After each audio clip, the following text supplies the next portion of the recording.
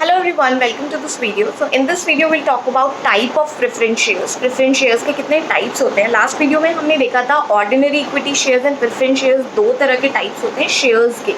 अब इस वीडियो में हम बात करेंगे कि टाइप्स ऑफ प्रेफरेंस शेयर्स और वो क्या होते हैं और उनकी क्या किस तरह से उनका बेनिफिट रहता है. Okay, so first one is cumulative and non cumulative preference shares. So जैसा कि हम जानते हैं कि प्रेफरेंस शेयर्स के मामले में कंपनी अपने इन्वेस्टर्स को एक फिक्स्ड रिटर्न प्रीमियम देती है.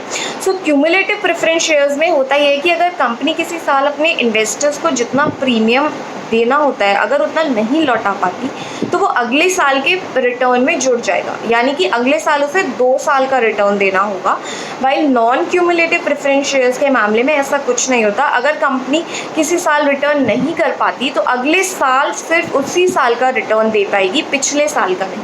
सो क्यूमुलेटिव में वो रिटर्न क्यूमुलेट हो जाता है, तो इस साल अगर नहीं दे पाई तो अगले साल दोनों साल का देगी. वाइल नॉन क्यूमुलेटिव में क्यूमुलेट नहीं होता.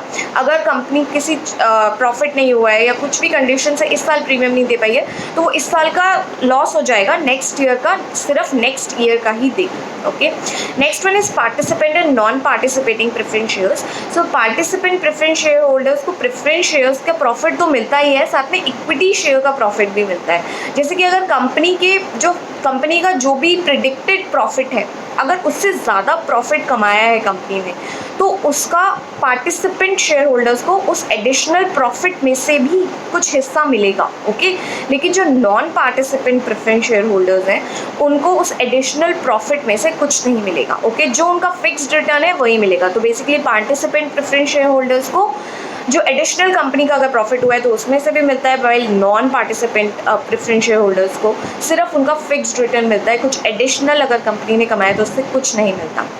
Next one is convertible and non convertible preference shares. So convertible preference shares वो होते हैं कि उनके पास एक एबिलिटी होती है, एक बेनिफिट होता है कि अगर वो चाहें तो शेयर को इक्विटी शेयर में कन्वर्ट करवा सकते हैं. वाइल नॉन कन्वर्टेबल में आप इक्विटी शेयर में कन्वर्ट नहीं करवा सकते हैं. Next one is redeemable and non redeemable preference shares.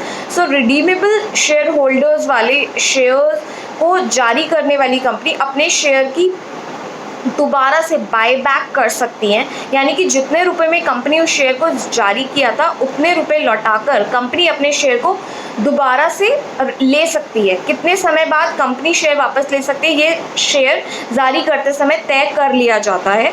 While non redeemable जो शेयर्स होते हैं उसमें ऐसी कोई बात नहीं होती. तो अगर कंपनी को दोबारा ख़रीदना है तो वो उसमें पूरी कंडीशन लिखी होती है कि हमारे पास अगर ये कंडीशन होगी तो हम इनको दोबारा से बाय बैक कर सकते हैं based on the condition of the company in the future. लेकिन नॉन रिडीमेबल में ये सब ऐसा you can not buy back, the company can not buy back the shares.